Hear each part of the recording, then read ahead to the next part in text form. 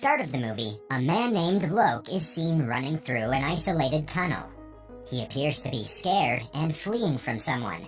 Suddenly, he comes across a table where a lot of cups containing the red liquid are present.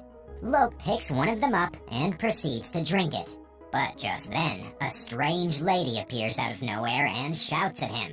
As a result, Loke drops the glass and it shatters to pieces. In the next scene, Loke wakes up at home in a cold sweat. It turns out that everything was only his nightmare. He heads to the kitchen and greets his wife, Kim, who is expecting a child. Shortly after, Kim fills 2 glasses with the same liquid and brings it to the dining table where her husband is waiting. The two then drink it with the utmost respect, as if they're reciting the national anthem. Once the breakfast is done, Loke gets ready for work and leaves. On the way downstairs, he runs into his neighbor's little girl, and they greet each other happily. Shortly after, he bumps into his plumber, who also happens to be very cheerful. The two chat for a while, and then depart. On the way to the office, Loke listens to the weather forecast on his earphones and smiles gently, as it's another day full of energy. He works for a large finance company, which is very popular in the city.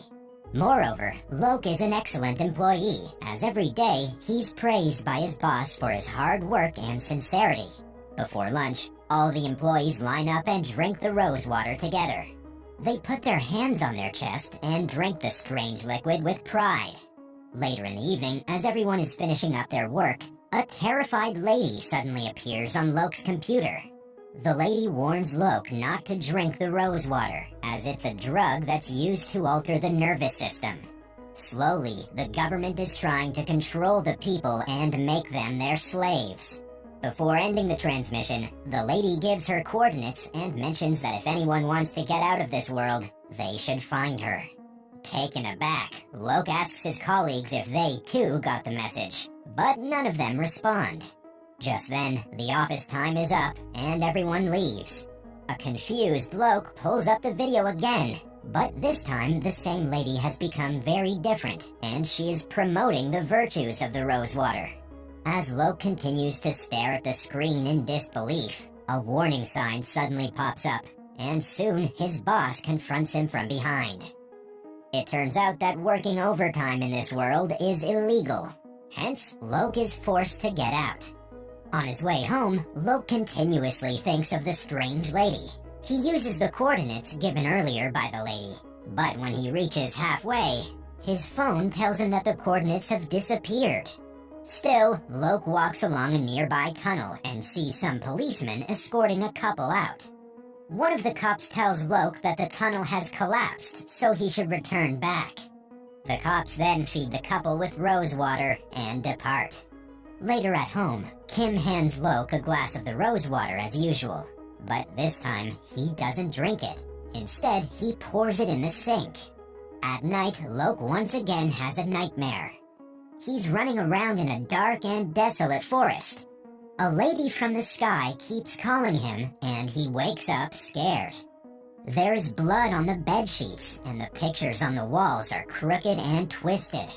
Moreover, the finely decorated house has also become rough and dirty. Panicked, Loke quickly goes to his wife, but surprisingly, even she has changed. The always charming and happy Kim has become angry and vengeful. She scolds him for getting up late and prepares a very nasty breakfast for him, something which he cannot eat. Loke asks her about the breakfast, but an impatient Kim hands him his belongings and throws him out of the house. When he goes downstairs, he finds the neighbor's girl, but unlike other times, she is cold and impolite. Then he meets the plumber, who's also very rude to him. All these strange occurrences scare Loke deeply, and he begins to wonder what he did wrong. When he reaches his workplace, he notices all his colleagues in a miserable state, trashing their office. Loke is also scolded by the boss for coming late. Moreover, the terrified old man immediately suspects Loke of not drinking the rose water. As a boss, he doesn't care about the company's profit and loss. What he cares most about is whether the company's employees are drinking the rose water or not. The two quarrel for a while, but Loke leaves the place without drinking the rose water as ordered by his boss. In the next scene, when Loke prepares to leave for home, two policemen suddenly start chasing him. It turns out that the boss called the cops on Loke. Terrified of being taken away, Loke runs away and jumps in a queue of people who are ready to drink the strange water. He also picks up a glass and pretends to drink it so that the cops don't notice him. After the danger is averted, Loke calls his wife, but she doesn't answer. Later, he reaches home and knocks on the door several times, but once again, there's no answer. Enraged, he uses the emergency security code on the door and gets in. However, what he sees inside shocks him. His house, which was once clean and tidy, is now in a dilapidated state, with garbage lying all around. Just then, he hears someone laughing and moaning in the washroom. On checking, he finds the plumber being intimate with his wife. Enraged, Loke picks up a knife and repeatedly stabs the plumber to death. But as soon as he commits the murder, he becomes distraught and starts crying. Left with no options, he picks up a glass of rose water kept nearby and drinks it in one gulp. Lo and behold, the world around him changes, and everything that was grim and dark becomes normal now. As Loke is smiling, the washroom door opens, and out comes his fully dressed wife and the plumber. They were just fixing the toilet. Moreover, Kim is cheerful and happy. As soon as the plumber leaves, she hugs her husband and the two have an emotional moment. Now Loke is finally relieved.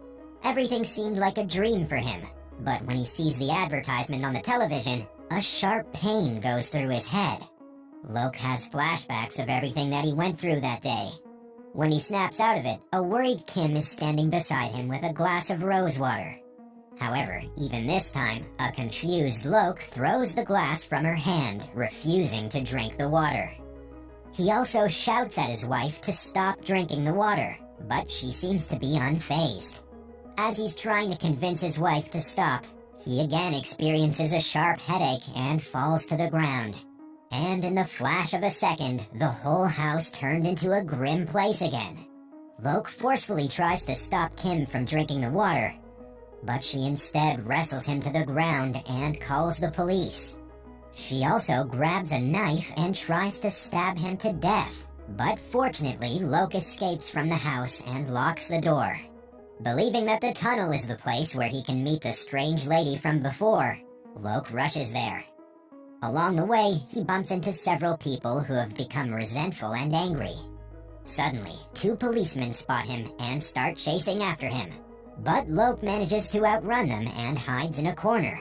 From there, he witnesses the policeman dragging another man and forcefully feeding him with the rose water. It appears as if the man also got the message from the strange lady, but sadly, he's apprehended. Taking advantage of the opportunity, Loke makes a run for it. On the way, he gets a call from his wife, who asks him to return home in a sweet tone. But Loke knows that it's a lie, so he tells her that he's never coming back. Just then, the policemen also arrive, but just before they can catch Loke, he throws his phone and flees. Seconds later, he finally gets out of the tunnel. He enters the same forest that he saw in his dream, which is dark and strange. Loke continues walking for a while, but ultimately drops down because of exhaustion. When he wakes up, the same strange woman from before approaches him and congratulates him on making it out of the fantasy world. She then gives him a glass of normal water and asks him to drink it. This is the first time Loke has come across normal water, so he's skeptical whether he should drink it or not. The movie ends as Loke holds the cup and stares menacingly into the lady's eyes.